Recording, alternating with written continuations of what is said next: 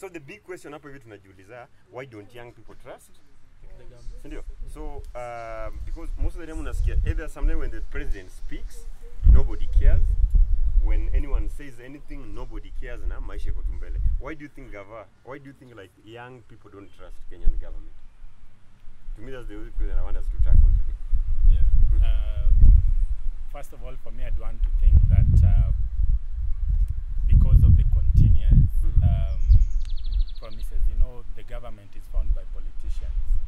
And we've had that perennial problem of politicians promising things as politicians and ending up not delivering.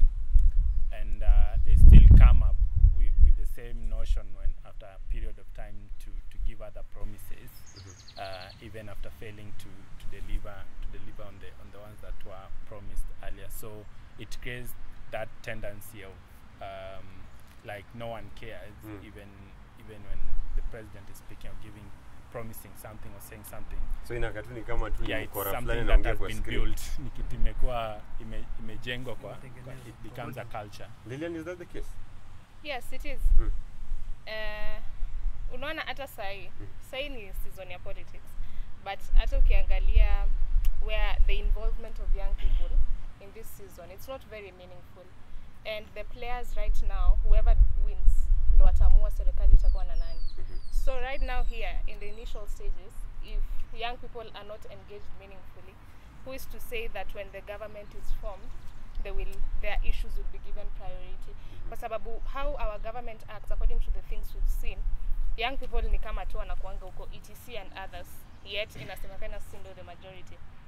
When you see our issues, the way they are handled, whether ni ile kazi mtani ilienda, vitu kama hizo, like there's not enough thought put into the issues of young people. Ni kama tu tunakuanga wanatupatia sele wanajisikia ama when it's convenient to them.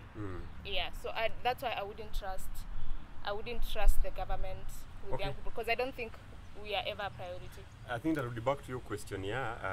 Umetaja something very interesting. Even young, says it kwa mwaka election and people seem not to care. We'll come back to that because there's a topic on its own tunaikujia baadaye. But I think to any person who may view the past episodes, we were asking ourselves why young people are not even registering to vote at all. Na someone alikuwa anasema, how about ile pesa yenye wanasiasa unaona hiyo pesa ya campaign, si ndio? Unaita gwara. So how about wachange wapatie IBC, alafu ukiregister unadungwa so mbili yako, ukiregister unapatiana so tano yako. Anyway, because these are very very genuine reasons. Aboka, why don't we trust the government? I think the government is made up of the politicians who are leaders, and politicians in our country, they use the youth as the bridge for their success. So why should we be used and then dumped? So the best thing, we should just do things on our way, the way we feel like and the way we feel. The way you feel unataka kuifanyia wapi? we vote when we feel like. We are not, we should not be forced to vote. We go for work when we feel like. We don't be frustrated and be forced to go to work. Just do things our way. Unajua hawa nyani ni wale. Weka tu sauti vizuri. For me I think hawa nyani ni wale. So the only thing that changes in your forest, because ni kama unasema kesho ukuja hapo upate barabara na hapa ilikuwa nyasi leo, si ndio? I think unaona kama of late, like what has been happening, like we have seen like how MCS wana resign, they wanataka hizo ofisi. So it shows that these people ni watu wako too selfish. They only want their interest equal priority, unaona? But they don't put the priority of the young people, because young people want to be part of the government. That's why unapata sahi everyone is kila mtu like the young people, by the young people want to be part of the government. That's why unaona kuna young people who are very serious in matters because they want their interest to be valid. And I think hiyo ndio imekuwa the major problem in like the youths have not been at the front line wanataka kupiga kura.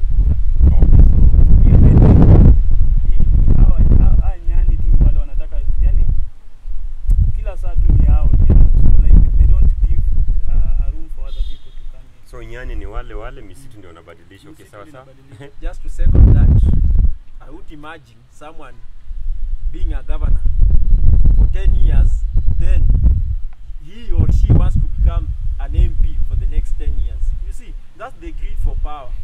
We should embrace the young people. I mean that the visionary, the youth who is ambitious, like an old politician, so-called wazee, they should just say, like, me, you are interested in this post. Let me sponsor you so that you can do And this. I hope and you're this. doing the example. Are you interested in that post? Well? No, so you're the example. Yeah. Oh, okay, so sawa. Yeah. Endelea. So mi sioni reason ya mtu kuwa governor na bado anataka kuja kuwa MP. Hiyo ni greed. Hataki kupeana room for young people to get there. Yeah. Is it about young people kutaka wamenyimwa opportunity ama ni young people wenyewe hata wajitumi? Young people minimum that opportunity. Na nani? The young people minimum opportunity na the so-called, wanasema the so-called wazee. Because wazee wanataka kila kitu. Unapata mtu alikuwa governor anataka rudi kwa MP. Mtu alikuwa governor wa Nairobi sasa anataka kwenda kuwa governor wapi. So like they are not giving the chance. So unapata as a young person anakuwa discouraged because hakuna that transition. Because as a young person unapata wanasemanga mzee akisimama kitu wanaona kijana hata akikaa kwa mlima haziona. Like they don't transition, like wape the young person wa mente, like mentoring a young guy apate the right skills to in the field, like to work it out. So unapata the young people are discouraged. So unaona like these people they are not concerned about us. Why should we now be part of the government? No. Okay. And that's why you find even those young people when you unapata the chances in the government, in the offices, wanna mess up, no? Like they do things zenye kiangalia Ni kama sasa kulipisha sasa.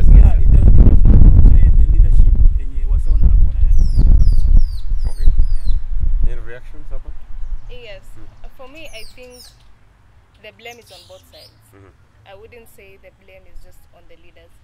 Because when you look at people like, this wazes that we are calling, for example, Raila, he was also a young person, and history will tell you that power is not given, it's taken. So, for us, I think we're in a space where we are showing zero interest when it comes to important matters.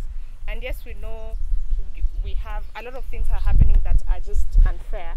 But you see, again, what happens to you is not your responsibility, but what you do with it is your responsibility. So yes, tuko hapa tunasema hatuta vote, we won't participate in these things, but ni sisi ndo tutakuwa affected. So as much as yes, we want to blame the old people for all this, I think we are also partly to blame, because they're not going to come here and give you and say, here's an MCA seat. It's not going to happen like that.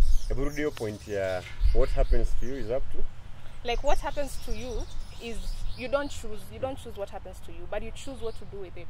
Ushasikia ile mimea hauna iPhone lakini kidi ni milioni ngapi? Whatever you choose to do with that information, It's up to you. It's up to you. Dola unaona hii trust ni watu young wenyewe ndio wanaikill ama ukweli tu, yani gava yezi trustika? Government can be trusted. But I don't think can be trusted to full percentage. It's quite trusted to some extent, and also varies to what is being said by government. On killing, I think the trust is being killed widely by the government, because we, the young people, the question is, why are we not trusting the government? The trust is being killed widely by the person who's supposed to be trusted, because nienda akona hiyo regular consistent failure of meeting what may promise. Yeah, so it's widely by the government. However, as my colleague here puts it, we also have our own responsibility to play when it comes to building trust by ensuring we are also taking those opportunities that are there in government that could come up with a new way of doing things that can build trust the fellow young people and the general population. Okay, so if Aboka, just to contradict my learned fellow. you remember you're representing 1 million people. Yeah. Because she gave us an example of Right Honorable the ODM leader. Ametaja palifai kutajwa. You see, at that time, when these people were struggling, having a degree was a big deal. And those people who went to school at that time got the opportunity. But the situation in the 21st century is different, because in Kenya today, if you announce you want 10 people with degrees, then 100,000 people will show up with the degrees. Yeah. So because now the opportunities and the platform is different, the government of Kenya should play this role in a way that, in order to absorb more youth to power, then just simple mathematics. You say people should retire at the age of 50. That's the only way you get the fresh brains into the government. That's it. Okay. Yeah. And also, I think the other reason, like the reason why the young people don't want to participate is politics inataka a lot of resources. Because if you don't have these resources, itakuwa ngumu. Like you see, for me naonanga, like when I was Tunatua hivyo kwa trusting the government, because that's now a different topic that we'll be tackling later. So like trusting, they don't trust it because like the government itself imefanya politics imekuwa about money. Okay. So you see like a young person hata akikuja stories za politics anataka gain something. Ndio tulikuwa tunaongelea about guaris, tunaona like gwara. So unapata for the sake ya mtu mwenye na watch hata ajui. Unajua gwara inakaa kama Kijaluo. Usijui kufanyia mtu hivi. So hii gwara ni nini mnamaanisha? So gwara, those are the handouts that the young people are given. So unapata the young people wamepewa the handouts, imefika time these politicians cannot give them. Like I was in another meeting, unapata ilikuwa mambo hiyo politics strategizing, unapata wamekaa chini wanasema we will involve the young people, we will involve the young people at the right time, because wanasema maintaining the young people is very hard. So pia inakuwa ngumu for those people tunafaa to trust, what to trust, unajua, because trust inakuanga two way thing, no? Okay. You trust me, I trust you. So I think also niyo mambo wanaonanga ku maintain my young people ni ngumu, so wanaweka kando like a distance, wanawa distance kabisa, ndio pia yeah. So nataka tumalizie hapa hivi in a very interesting way, but we must also always finish with some kind of solutions, ndio? Yeah. You know, anyway, government ni yetu, because now living in a country kama yetu tunaambiwa it is a government of the people by the people. For the people. And who are the people? We are the people, these young people that don't trust the government. We are that people, sindio? Yeah. And again, we are that same government. For government to be trusted, what is one thing that gava lazima ifanye, or the government officials? Maybe mtu mwenye tayari tuanze tu hapo. I think for we to trust this government, there should be this kind of transparency, like 10 million imetolewa ijenge barabara, acho pesa itumike kujenga barabara. Tutajuaje? Milioni 2, we just see by the eyes, yani unaweza ona tu kitu like this zoom mic. Uweze kaniambia ati ni 100,000, hii kitu ya 30,000, 40,000. You see? Hiyo ni bana, usidharau hii kitu wewe. Huwezi kuja kwa shewa mtu na unaanza kudharau vitu zake. Yo, ukiwa ndio transparency, hata si feel kuwa part of this government na spearhead your development and nataka. Wewe usiwahi rudi hapa. Unakuja hapa unadharau vitu za watu kwa shewa. For me I think amesema hiyo openness and whatever. For me I think ni the interest of the young people is on the table. Like let the young people the chance to say what they want, no? Because if the voice of the young people can be heard, najua even for that your trust tunaongelea, so for it grow, ni lazima voice ya young people isikike. Mimi nimekuja hapa nimesema something, imewekwa kwa meza, imekuwa discussed. Unajua hiyo ni one way of also the government gaining our trust, no, as young people. Okay, so sawa. Lilian? I'd say participation and engagement. Okay. Kwa sababu most of the young people don't even know what happens in government. But also for me, leo niko tu hapa kama devil's advocate. You know, we talk about transparency, but sometimes hata ukienda kwa Auditor General, ukienda kwa Ministry of Finance, hizi information ziko. Ni uzuri tu wanajua, you guys will never look for it. You'll never go through it. You'll never go through it and see this is what is happening, this is what is missing. But these things are there in some of these websites. But wanajua, young people wetu, they will not see it. They will not interrogate it, they will not ask questions. They can't hold us accountable. And that is one of our roles. We need to hold the government accountable.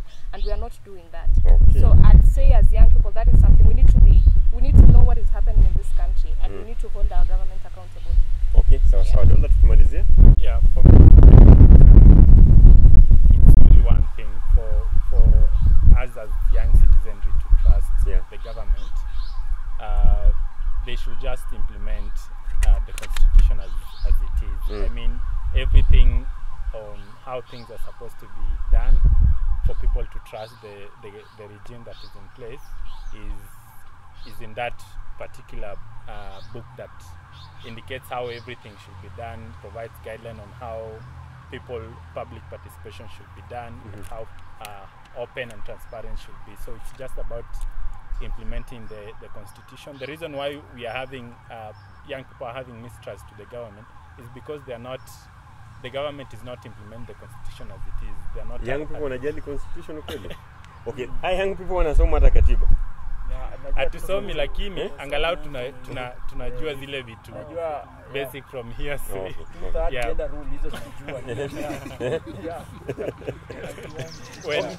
Wakati katiba nini sheria haijafuatwa, tunajua at least we hear the complaints maybe from lawyers, but there are those also who read the constitution know how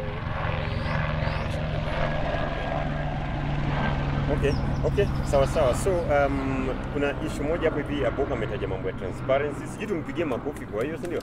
At least transparency, kuna mtu ametaja hapo hivi involve us.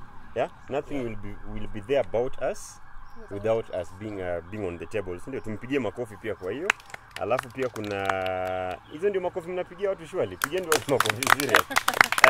There's an issue of participation and accountability. Okay, let's now move kama point alikuwa anasema hapa hivi transparency, whatever is spent, let it be known. There's another issue hapa hivi, just implement the constitution vile iko, si ndio? Tunapigia makofi.